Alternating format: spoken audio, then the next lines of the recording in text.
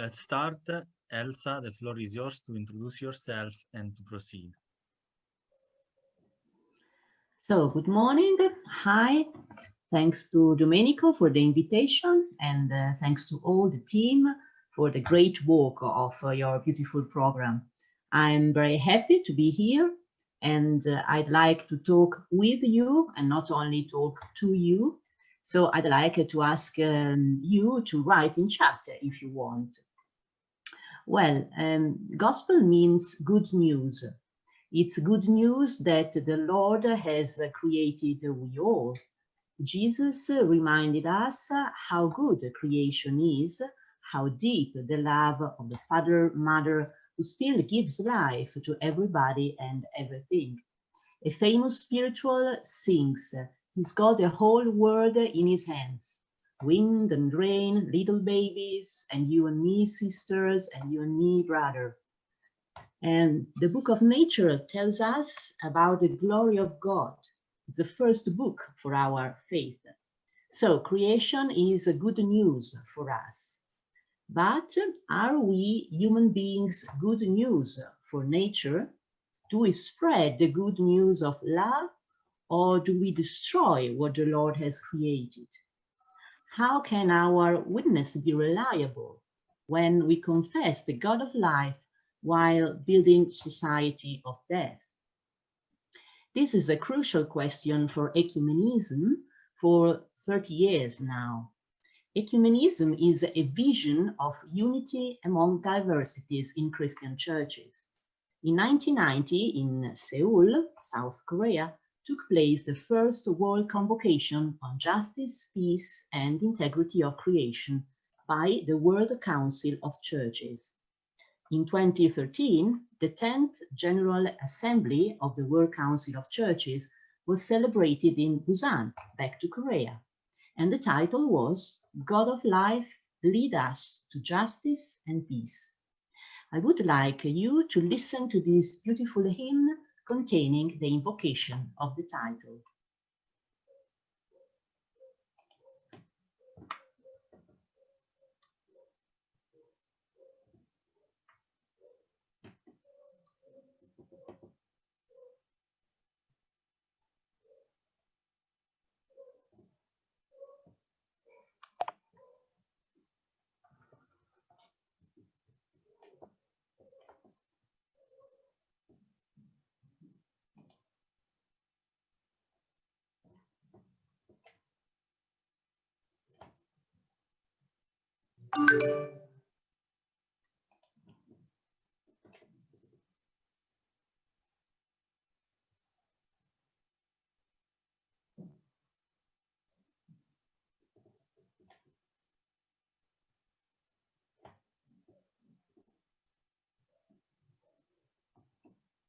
Have you problems with video?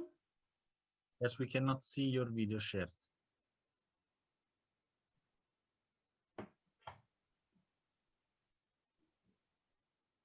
If you want, I can share. Mm-hmm. You know? Okay. So, one moment.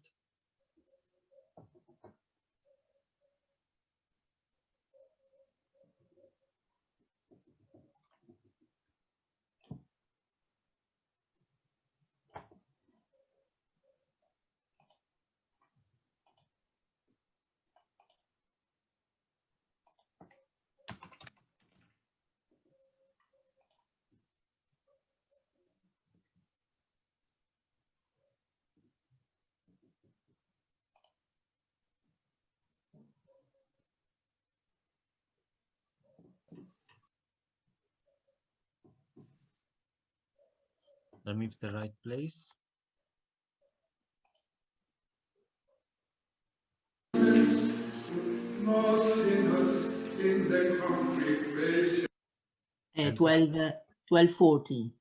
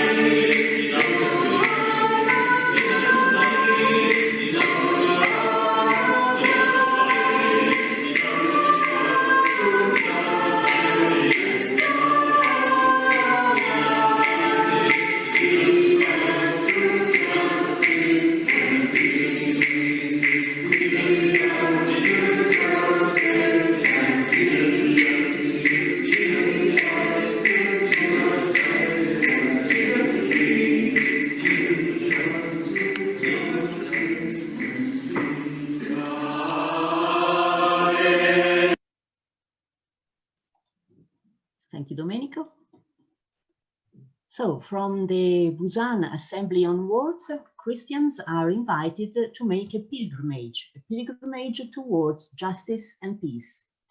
And we can see together the station of this pilgrimage with some questions about.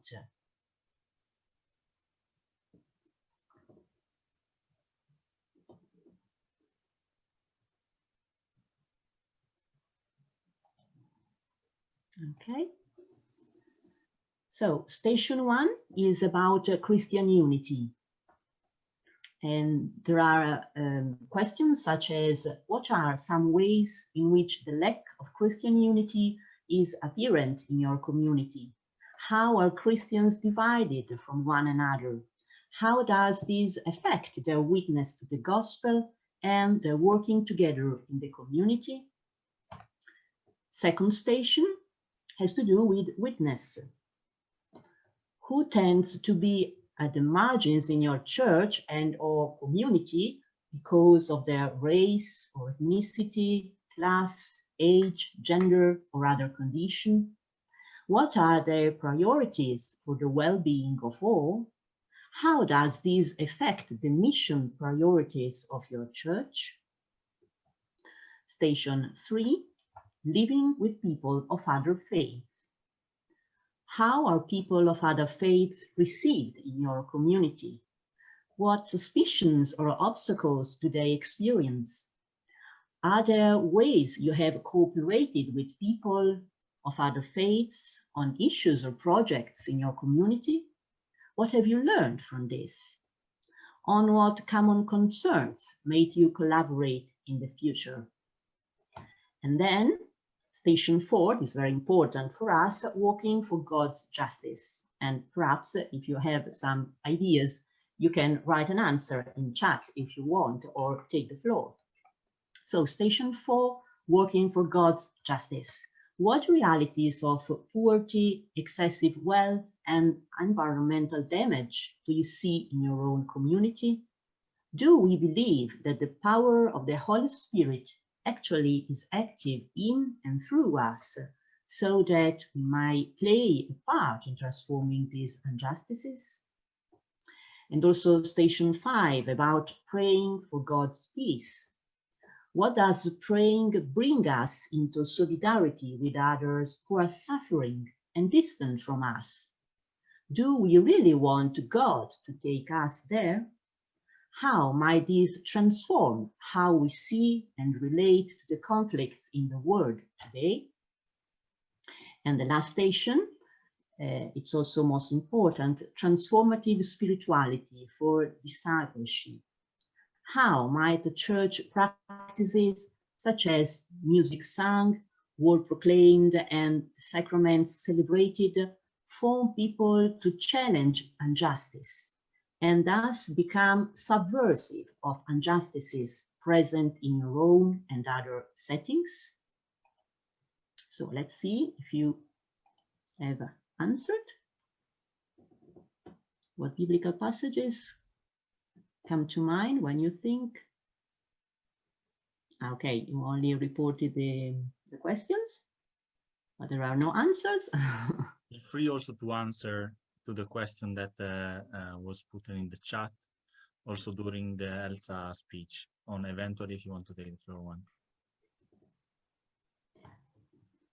I'm happy to respond. This is a great opportunity. Thank you, Elza. I also used to live in Korea, and I've been to Busan for some ceremonies, and it's actually very interesting, everything that's happening there. But in terms of taking the messages and the faith and the God Almighty Creator and taking the inspiration of God coming through us, I think is it's exactly this question of, okay, what are we learning, teaching, and believing in here?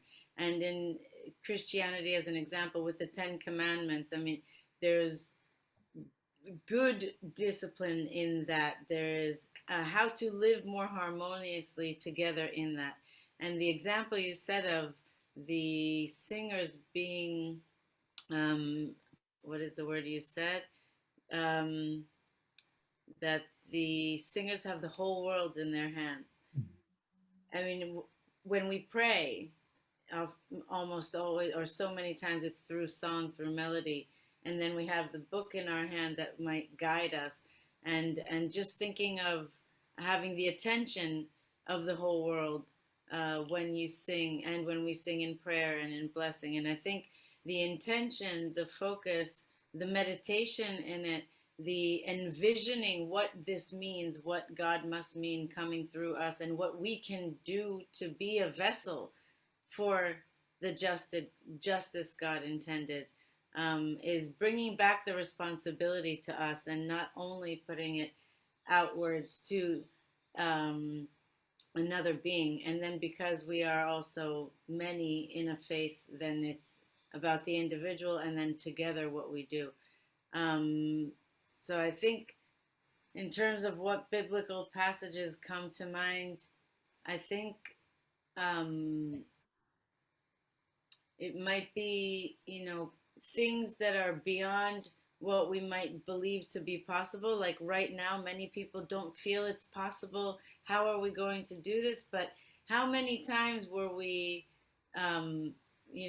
surprised that miracles happened, and still in this lifetime? And so I feel as though maybe it's more about overcoming or making the impossible possible through faith, and staying, believing, and believing there is a reason for everything. And that is my immediate response. I think also responsibility, the ability to respond, is how we can maybe overcome the challenges that we have here, and faith can help us, I think, with using inspiration of understanding that we are part of the creation. Thank you, Sol. The point is to act together. So I feel this responsibility together as churches, and also as different faiths and religions. This is the challenge, because yes, it should be the same purpose for all, but not always is so. This feeling is not so diffused, and so we have to work for this. Thank you for a witness. Thank you. Did you want us to relate to the second question as well? Yes, if you want. Sure. If there's no one else speaking for now, yeah, with pleasure. What realities of poverty, excessive wealth, environmental damage do I see in my community? All of the above. I think especially today, that's a very relevant question, because of actually the effect of the pandemic on our society based on the system we have had. And I do believe the statistics show that followers of religious faith actually have risen during this time. And I think it just goes to show what feeling belonging, feeling a part of something can bring, because the poverty exists, and it existed even before. The excessive wealth, I think it's like having a well of water and not sharing the water with everyone. And then everyone is hungry and thirsty, but we have enough water to feed and drink, but we just don't use it well, or we don't use it correctly. So examples, I have homeless people, we have many wealthy people, while others are really not. But I think that's also understanding the system. Like, in order to come out of the mindset of we are by ourselves, it's about changing the mindset that I don't always need more. And what am I getting by getting more and more of something of a certain value, especially when money was meant to be a temporary exchange for something else?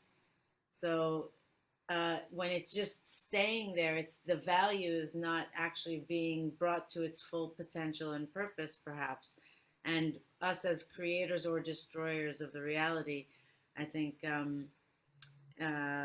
it plays a part in it. And lastly, environmentally, the damage it does is when we have less, it's much more a survival, existential mindset that we're in.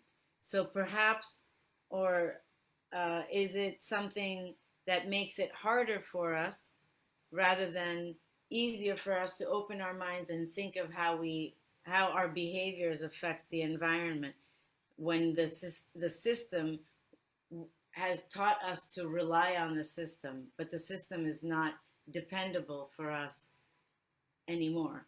I think perhaps it was okay until now, but like a good parent makes a decision now and 1 minute later the reality can change and you say, oh, I want to choose again. We have this ability now to be responsible and change the system to adapt to where we are today and be considerate of the impact.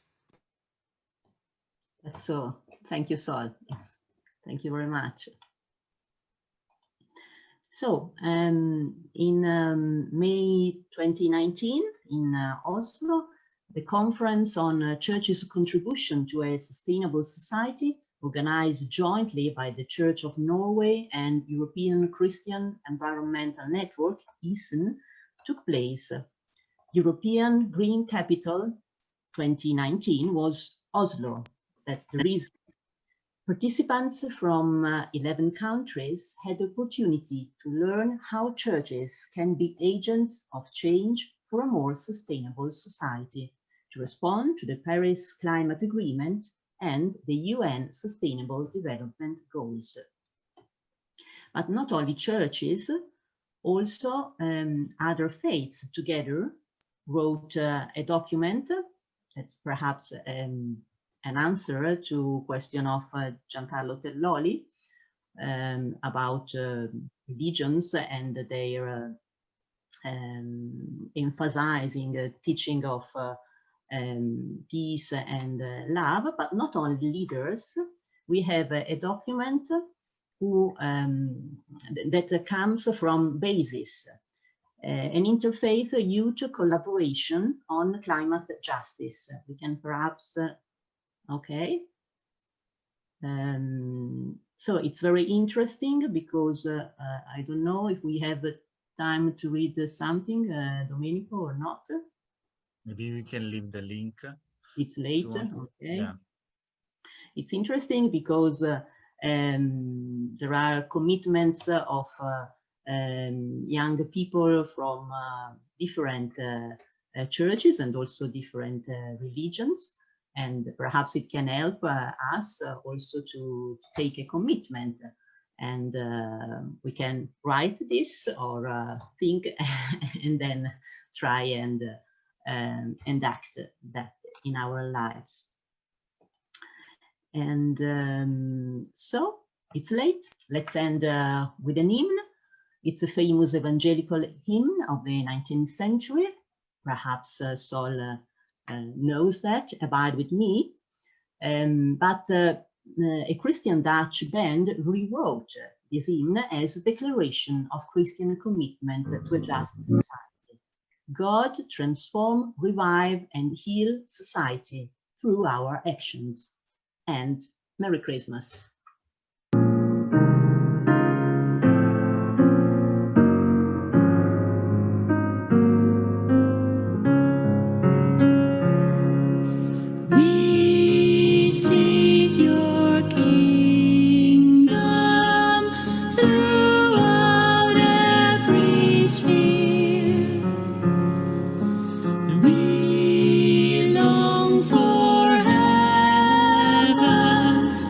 Day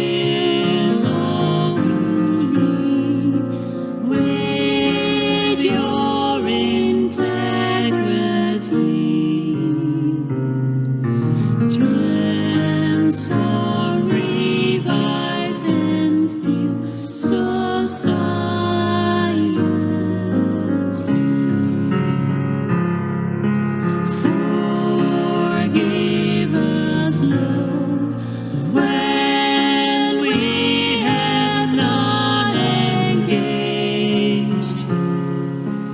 failing to scribe your heart on history's page. Make us again what we were made to be. Transform, revive, and heal society.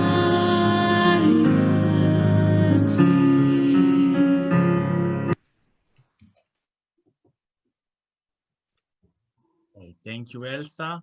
And thank you also for sharing this Hi, moment. thank you. It's been a Thank you very much pleasure. to you. Sorry for trying to managing the time, but we are a bit beyond schedule. And I also thank Pieruben that's here with us for being patient.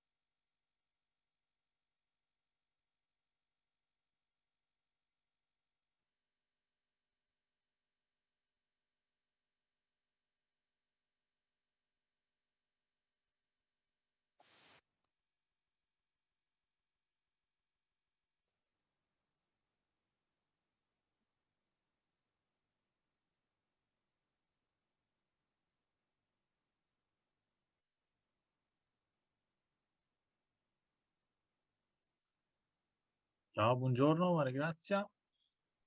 Buongiorno. Ciao Giancarlo.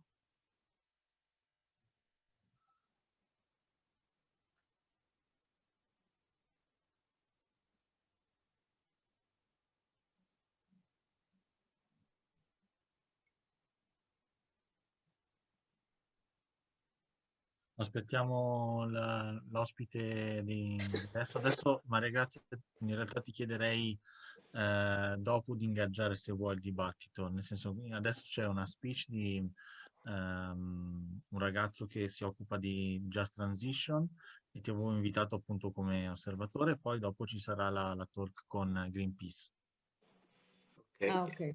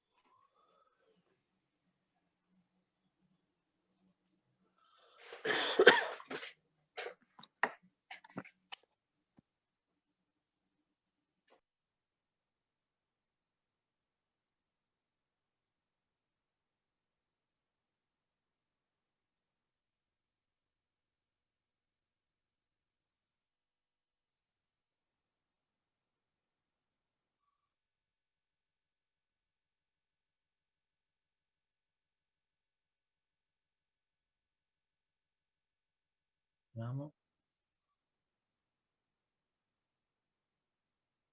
Nel frattempo, allora, perché forse sta scrivendo.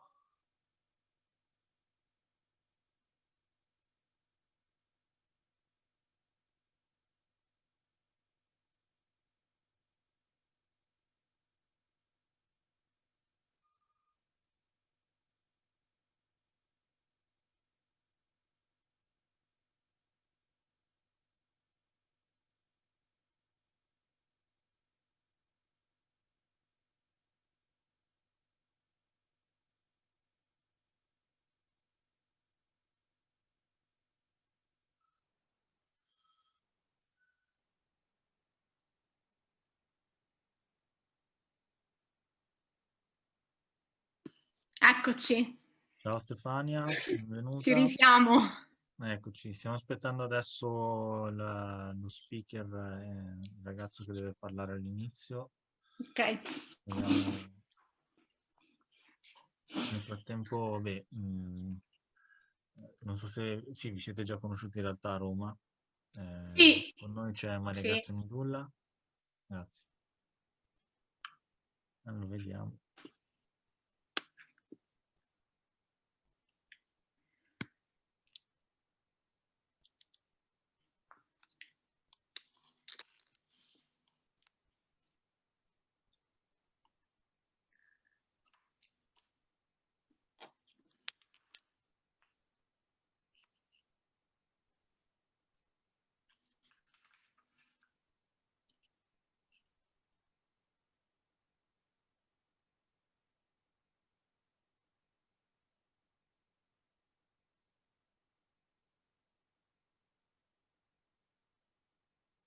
Sì, aspettiamo.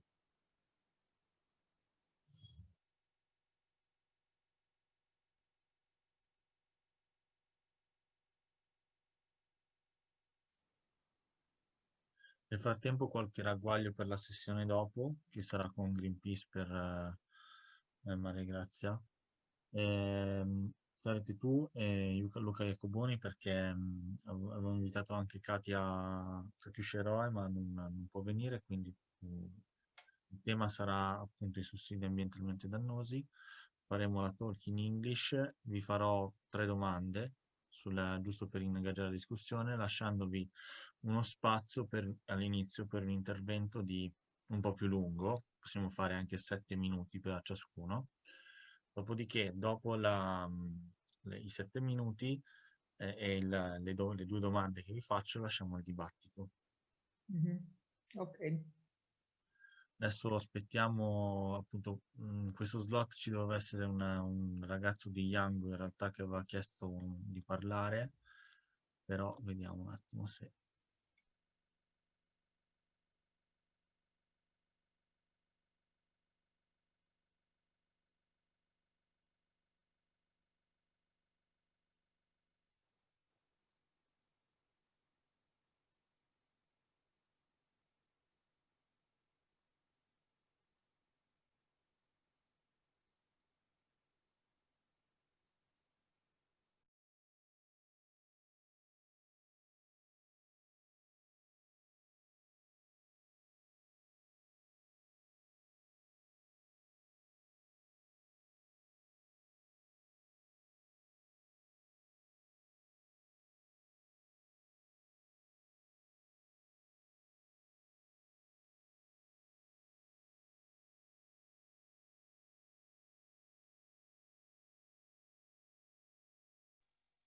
Ok, sta arrivando.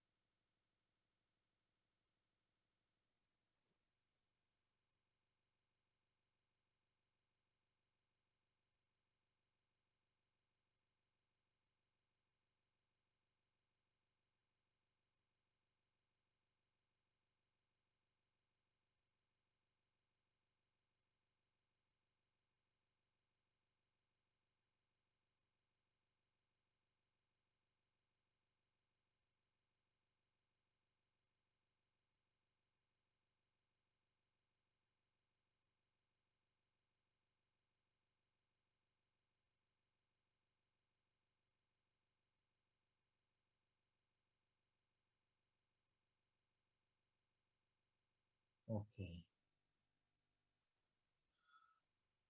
È arrivato.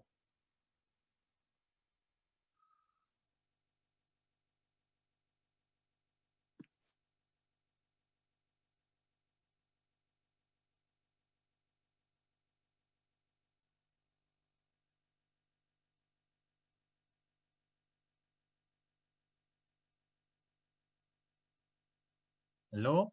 Hi, Samuel. Can you hear us? Hi, Samuel.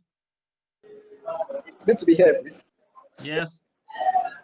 Okay, we are gonna start because we are a little bit late. I will introduce the other speakers. There is with us Stefania Romano that will be also helping in moderating then the discussion, and Maria Grazia Midulla from WWF Italy.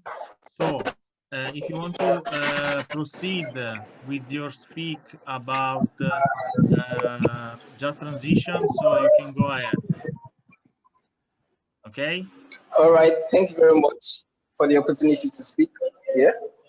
I want to take this time out to appreciate the panelists, Domenico, and the rest of the team, Giancarlo Zelloni, Maria Grazia, and Stefano. It's wonderful meeting you all. My name is Samuel Adurki. I'm from Nigeria. I'm a climate change and energy advocate, and I advocate for just transitions and youth development and involvement in climate change and policy decision making. And I've been privileged to be part of this year's Paris Peace events, which held earlier this month, as a delegate.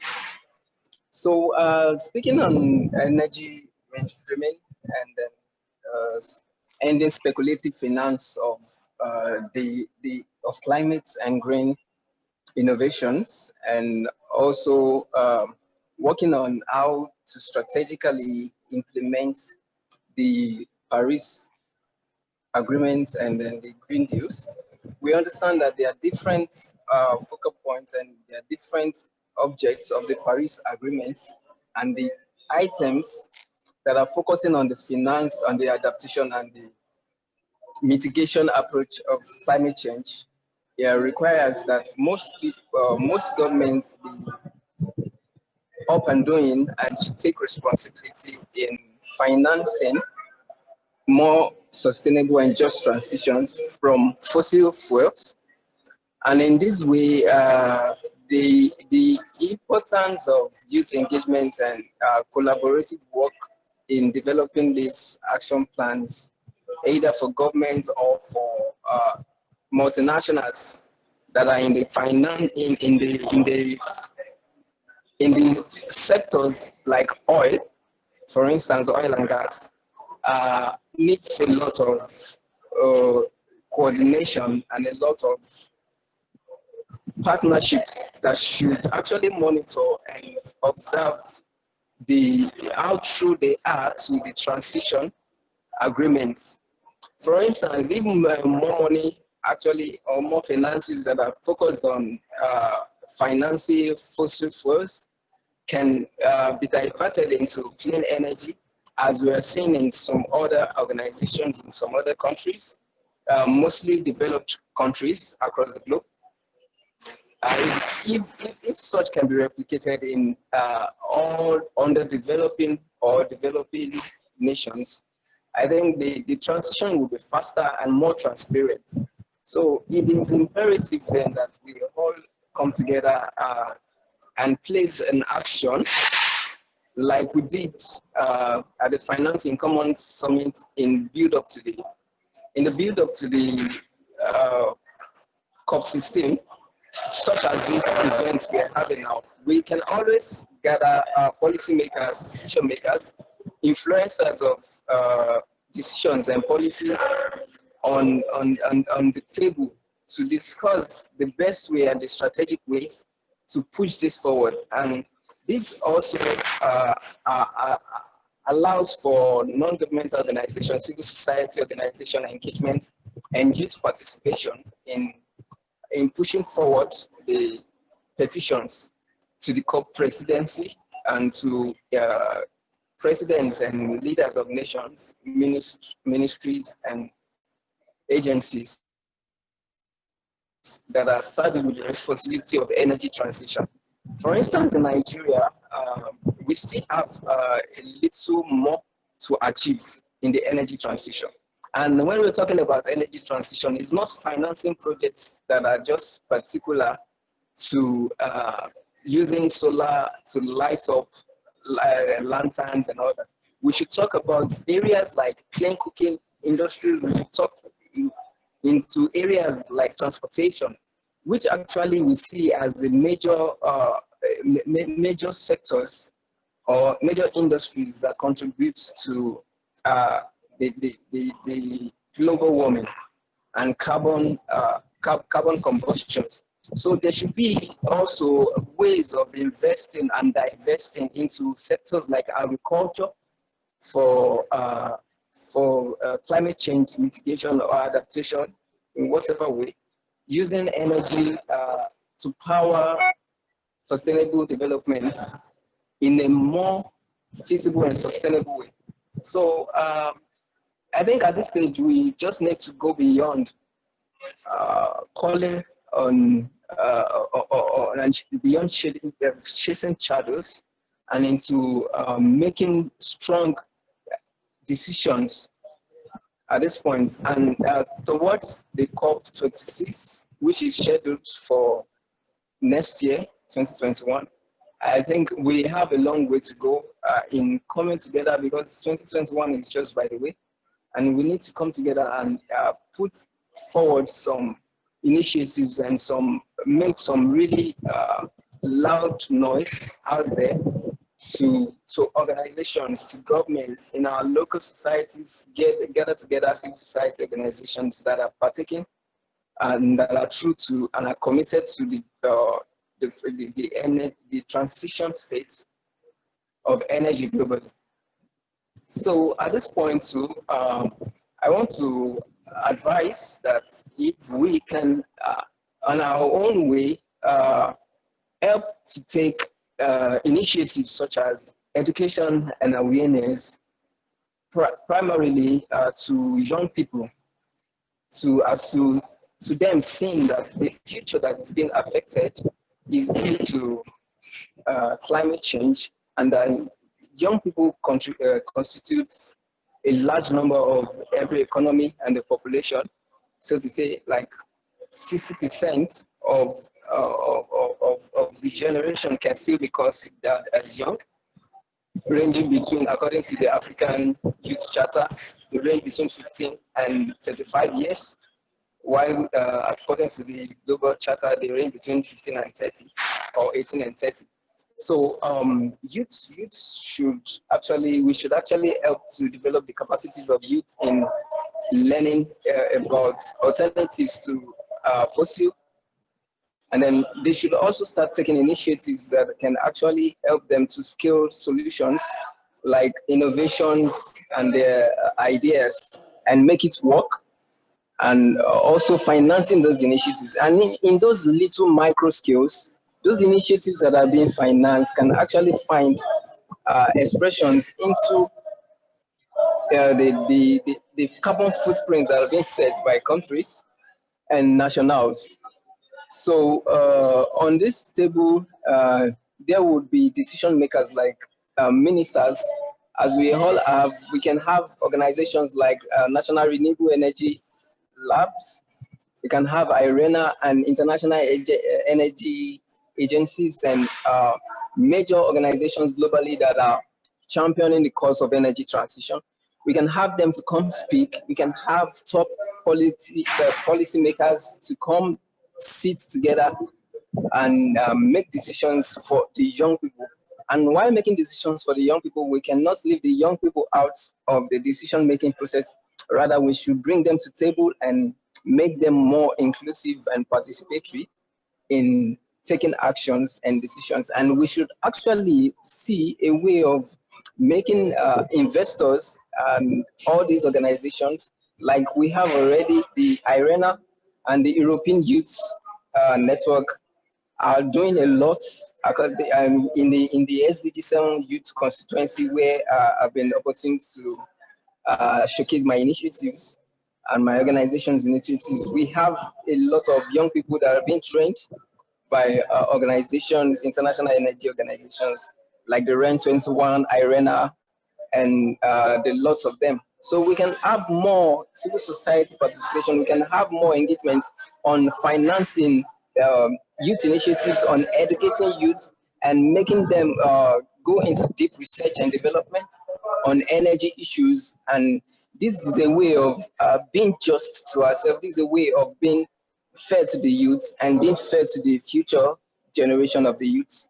And at this point, I think I can actually let you know also that we can all do this together if we only believe that we have a common problem and we work towards achieving a solution for our problems by setting targets for ourselves. We can have targets for the next 1 year, the next 5, 10, 15 years. And this is how we create a future, a just and resilient future for everyone, where no one is left behind in any way. So we should also look more into the economic aspects of things. While developing microgrid projects, we should consider that beyond these projects, or we should find ways where the projects can contribute to the economic lifestyles of people that are being targeted. For instance, if we have communities that are being targeted at development or at a pilot, we should consider the whole community approach of engaging everyone in seeing to the fact that they have to develop these plans themselves, because the plans should be for them. They should be able to take responsibility at maintaining infrastructures that are located and sited in their localities for development, so that resilience can actually be built over time, and it would not be at the detriment, economic detriment of investors and governments or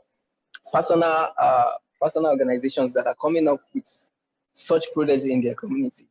So at this point, I should also talk more about the finance.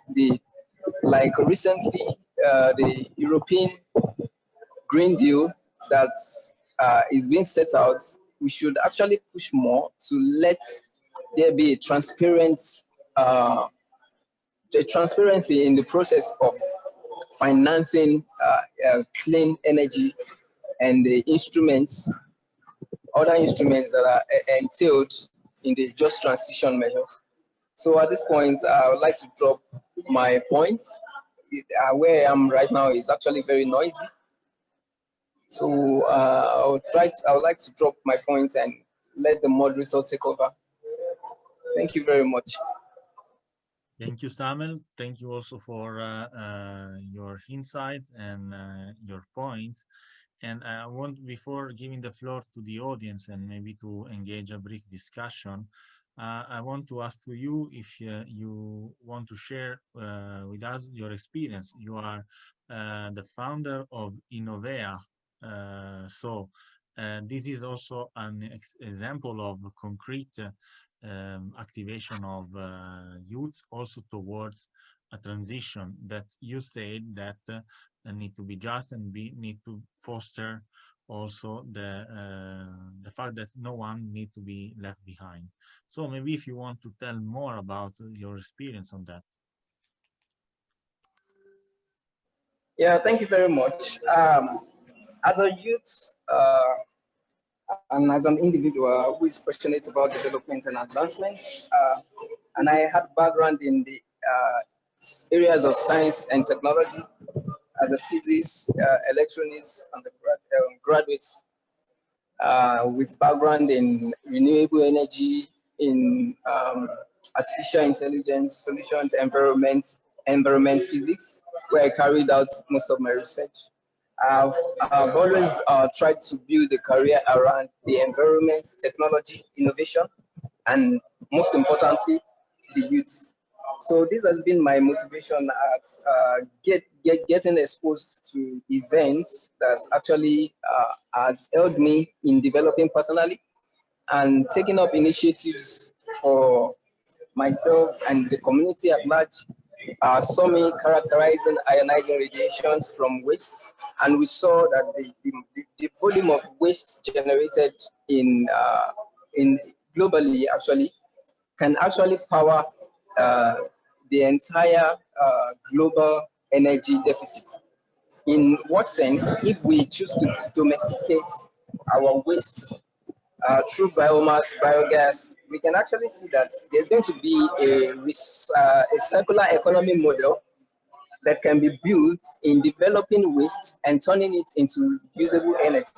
And we can also identify that there are important factors while addressing different issues that are related to people. Basically, for instance, in Africa, there's always a mindset that is negative generally, but we should look beyond the mindset. We should actually focus on how we can ensure connectivity of our initiatives, of our ideas, of our solutions with the audience. We have to work on the cultural psychologies of the audience we are targeting. We have to make them see reasons why it is important to take some decisions and take up some responsible consumption pattern. And while doing this, we should watch the scenario, because most of them might just get overwhelmed with the information. So we shouldn't give them too much information. Rather, we should act and take decisions and take initiatives. And when they begin to see the results of the actions and the initiatives and the decisions and probably policies that have been made, they can begin to see the effects on the environment, on the economy, on individual lifestyles and livelihoods, development, for instance, then they begin to get more interested in this. So the basic challenges we've experienced as youth initiatives locally and regionally is we always have little support from the government, of course, you know that, and that's why we are developing action plans and, of course, building enterprises as well as social enterprises, and as well as coming up with a non-profit that will not actually work as a government entity, but they work independently to solve community-based solution and problems and challenges. So I will encourage more youths to get engaged in such courses and then have a way of interfacing with the government at taking them to their words and holding them accountable and responsible. Like I used to say that at this point, youths have to step up the game. And according to the theme of this event, step up. So we can step up the game by actually taking the challenge to decision makers, policy makers, actors, and global leaders to actually make sure that the green deals are working for the green sector recovery. Thank you very much. Thank you, Samuel. Thanks to you. And yeah, one of the goals of the social forum, climate social forum, is to like connect also and create what we say the virtual agora among different actors inside the climate change scenario: youths, experts, professionists, NGOs, and so on. And in fact, properly starting from today, we will foster also the discussion in the next tables of today. But today we have with us Maria Grazia Midula, that is from WWF Italia, and Stefania Romano, that is from DM25 and Climate Reality Project. And so also this environment now is like a way to foster this dialogue in order to like find the ideas and proposal for a just transition. The topics of today, as we addressed, are more on finance and economy. And also you pointed out in your point, Samuel, the need to finance and to like make investments in a way on and apply resources on, for example, you cited energy projects or energy transition activities and so on. And properly on that, I will open maybe the discussion, giving also the floor to Stefania and to Maria Grazia to have the opportunity also to discuss on this point, how we can mobilize, for example, finance and resources towards more innovation projects and sustainable projects.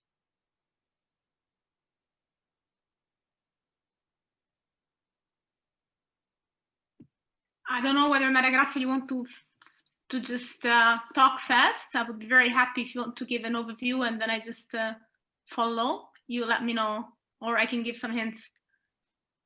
I can say a few words because I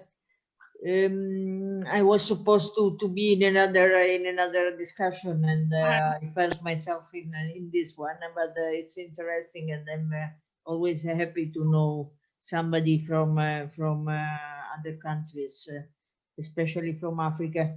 And I wanted just to say that we are discussing a lot about just transition and recovery plans in Europe, as you know. And I think there are different elements that we are discussing at the moment. And the reality is very different, but I think that you can find something that can be useful. First of all, on finance, yes, there should be some way of helping the communities, especially in regions and the countries in which that are mostly fossil fuel based. This is a part of what the Green Fund should be about, and this is also part about also international. It's something that international cooperation should help about. But the debate we are in now in Italy and in Europe in general is how to spend the money, because of course it is important to help communities, not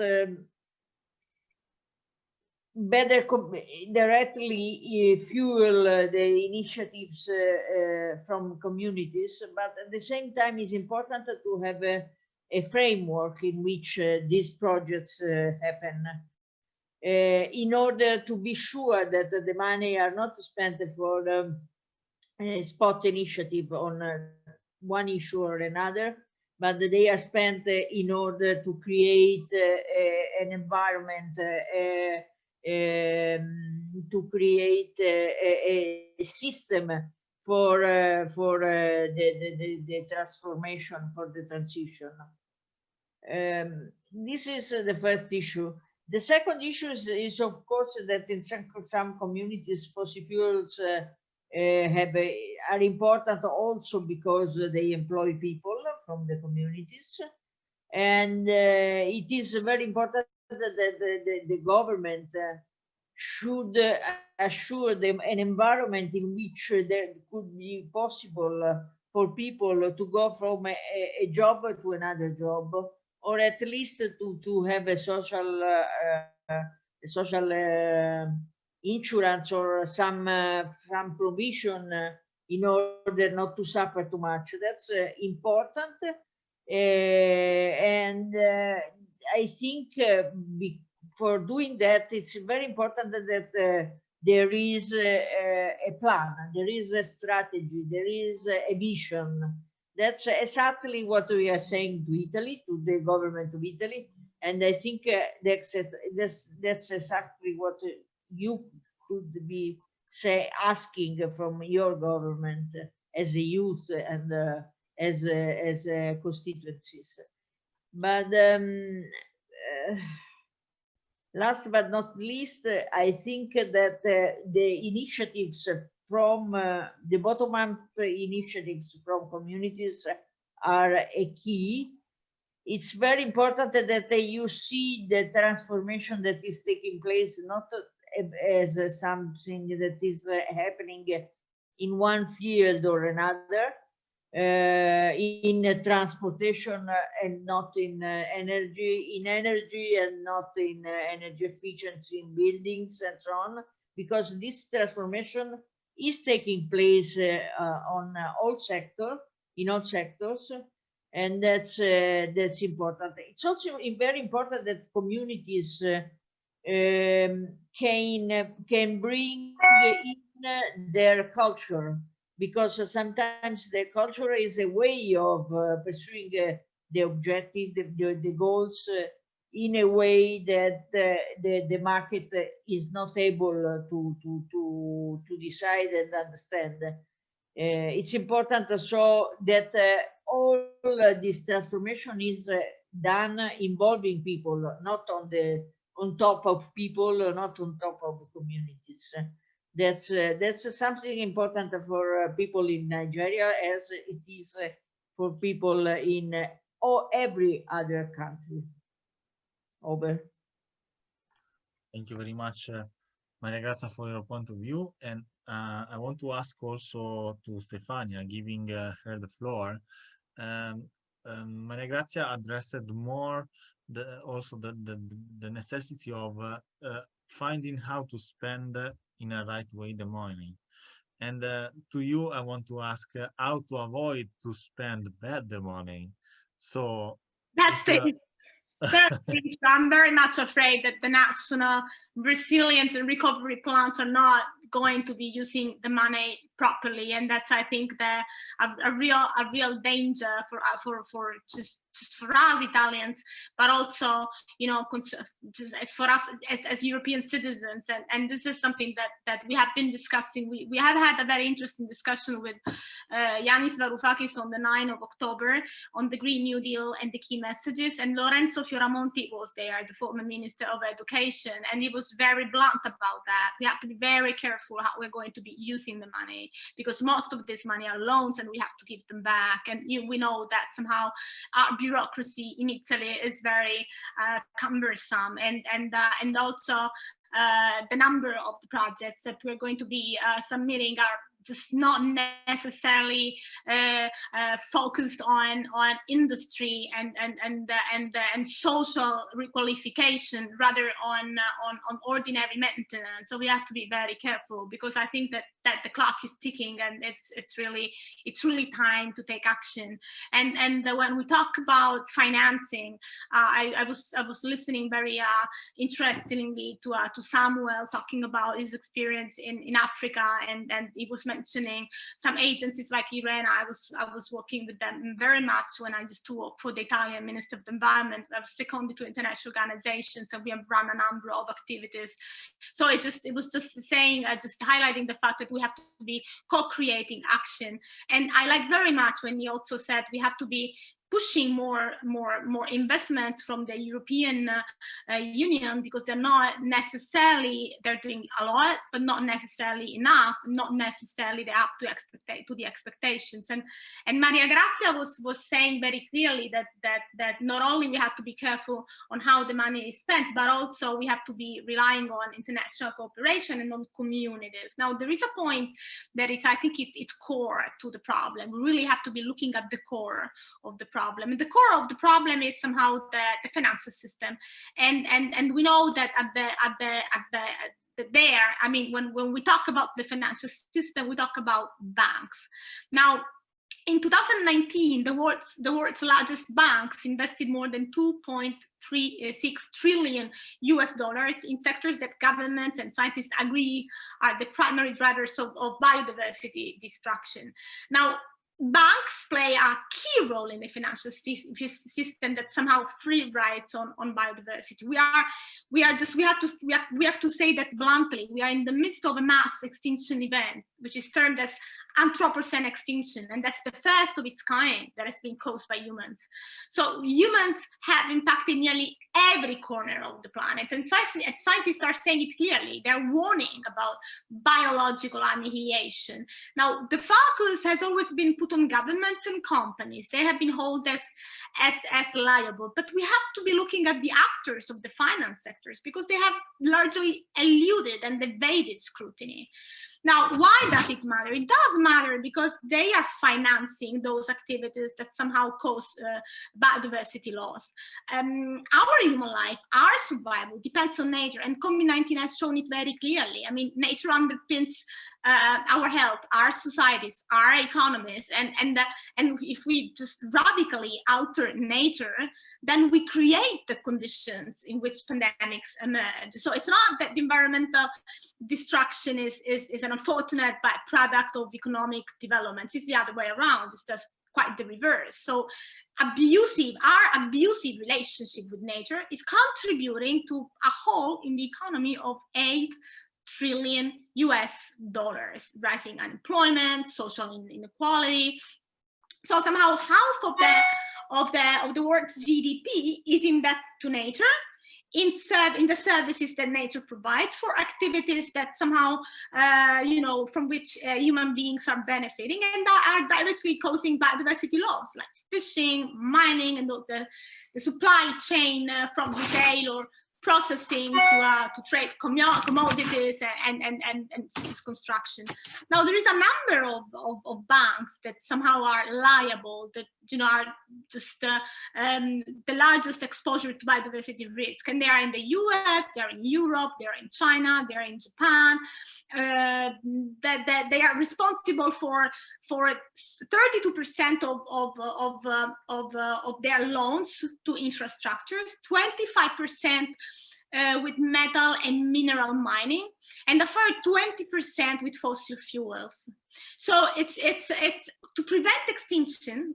I mean, we have to make sure that banks stop funding those activities, because somehow it's just the governments that allow banks to be running activities on which are like food production system, forestry, mining, fossil fuels, infrastructures, tourism, the relocation of goods and people all around. Those are the primary drivers of global extinction. And Maria Grazia was saying it quite clearly before. We need international cooperation. Now, I have worked on behalf of the Italian ministry in that very field, because I was seconded to international organizations. And I was in Japan when there was the convention, the Aichi Global Biodiversity in 2010.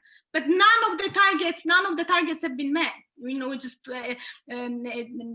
18 years ago, we had the World Summit on Sustainable Development. 20 years ago, we had the Rio Summit. Now, the point is that humans are consciously destroying the biodiversity and the ecosystem services that we rely on. That's absurd, but that's the reality.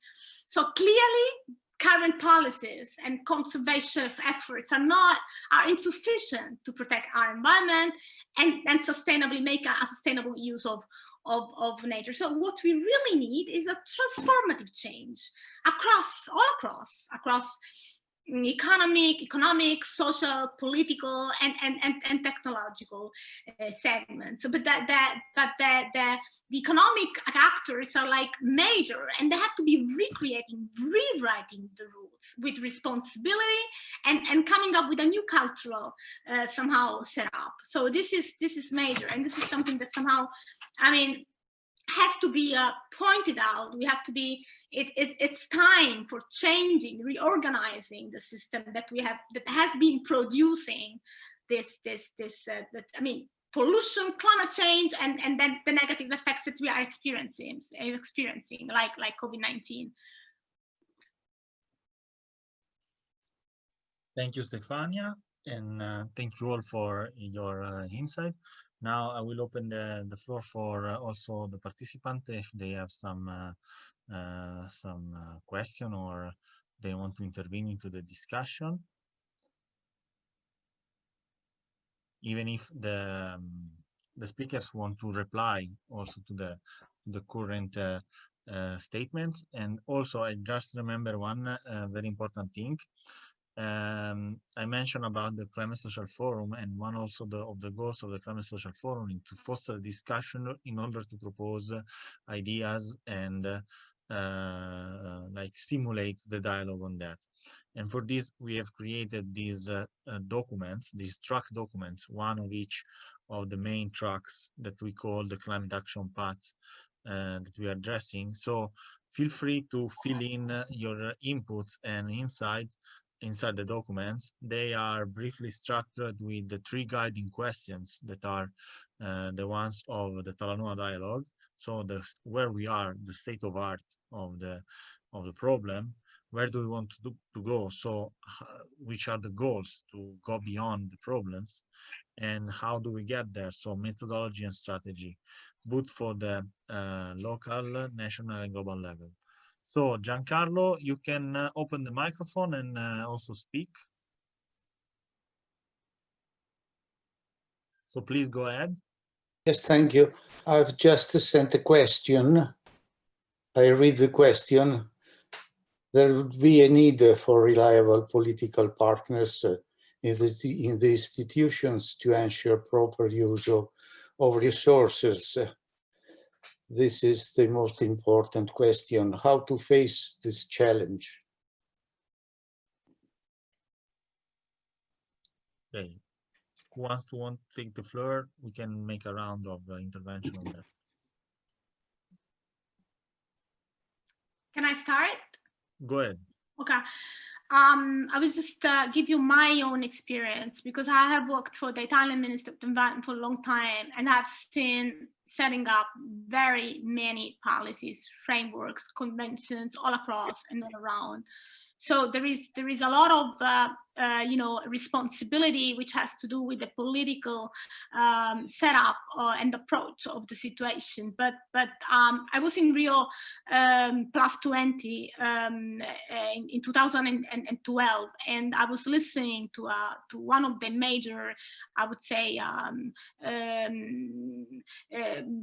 player in that political player, I would say, Pepe Mujica, the former president of Uruguay, and when his speech was really astounding. It was really different, because he wasn't just saying, okay, we're just working on that, that's what we are doing, just kind of filling the forms with all of very good words. No, I was just saying it very clearly. I mean, we created a society which is not working, and when he's asked about what the solution is, I mean, he doesn't really have a solution. He says it just reminds us that somehow the economic development is useless unless happiness is part of the equation.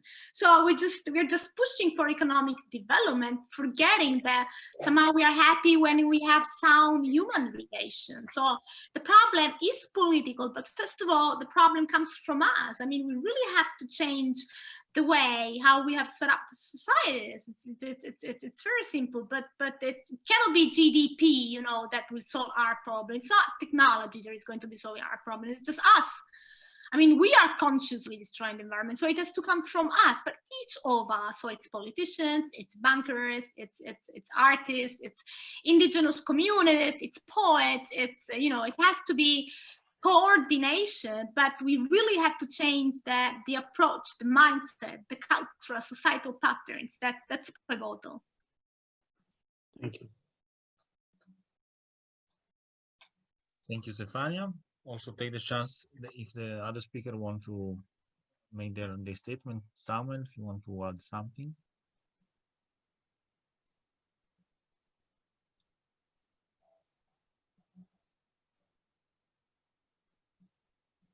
There's nothing to happen now. I think we've all spoken well, and we just need to go beyond talking, and we need to take actions, visible actions, measurable impacts, and making sure what we're discussing actually is yielding results for us. So beyond this, we should actually work on whatever it is we've been working on before, establish more partnerships, to foster development for the just transition, we should push for more actions, because if we keep pushing for more, then we keep getting results. If we don't keep pushing for more, we get less results, and we may not even actually totally maximize the finances that are around the spaces for the just transitions we're clamoring for. So it is important these actions keep growing, the voices keeps complementing the actions, and the two should be on the pari passu, how we can actually successfully get results for our advocacies. Thank you very much. Thank you, Samuel. Maria Grazia, if you want to add something.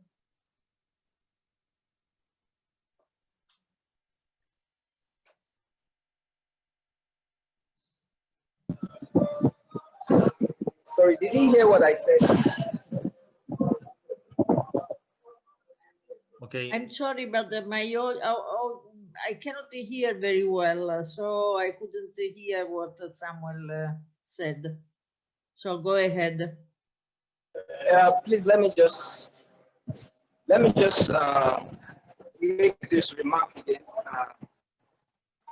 I said at this point we should just focus on how to actually bring our actions and our words into alignment, and the two should go in pari passu as to driving impacts and measuring impacts of our actions and our agitations, not just to the government but to the agencies that are in charge, the caucus, and then people that are actually the major decision makers, and they should be held accountable and responsible for the just transitions we're clamoring for. So doing, we can actually finally get results for our agitations and what we as environmentalists or as development practitioners have been working towards for a long time, so that our efforts are not jeopardized by indecisions. Because if we don't keep pushing, if we don't keep talking, then they begin to get relaxed, and then there's a tendency that our inputs are jeopardized, and then our voices are not heard, and then our actions are in vain. So in order to forestall this, we need to take more action to complement our words and our advocacies. Thank you very much. Thank you, Samuel. Maria Grazia, if you want to add something to the previous statements.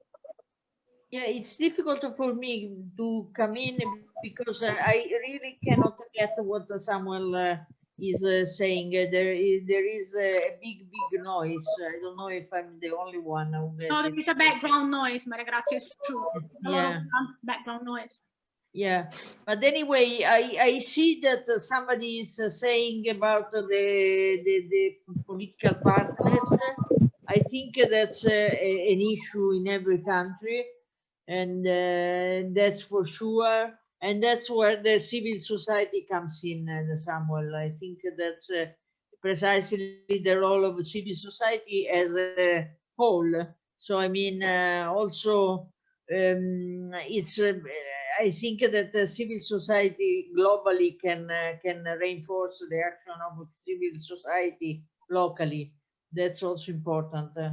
And I'm sure that the different youth movements like Fridays for Future and so on will help a lot on this. And but of course it means that making also connections and making sure that you don't go from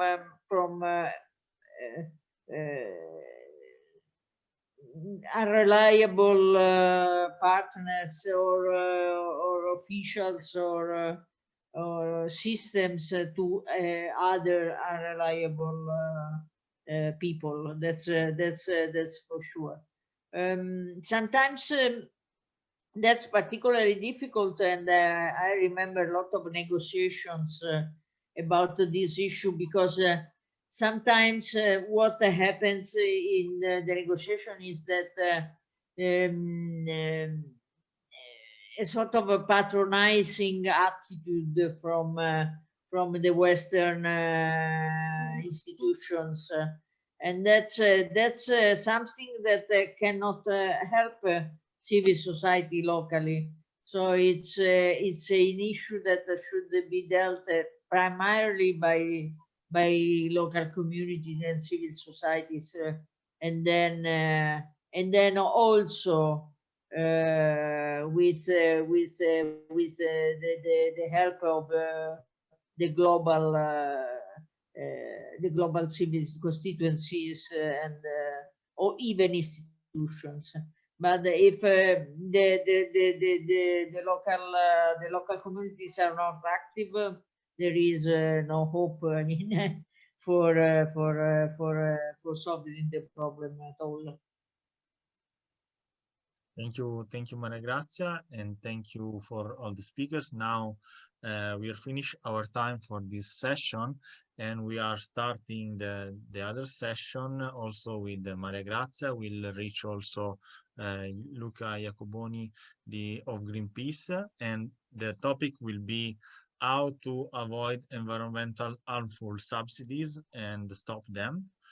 So Maria Grazia, you're very welcome to stay here. Yes, Luca has just arrived.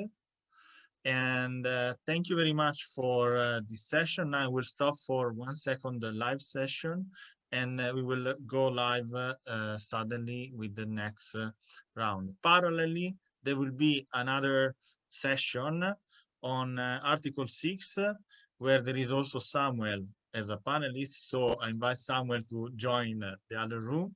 And thank you very much to all, and let's stop for 1 second and reprise with the next roundtable. Thank you. Thank you so much. Bye. Of course, Stefana, you also invited to stay. Ah, okay, I didn't know that. Ok.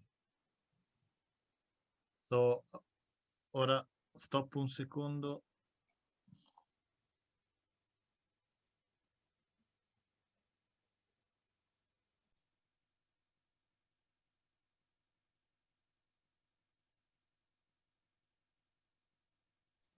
Ok, allora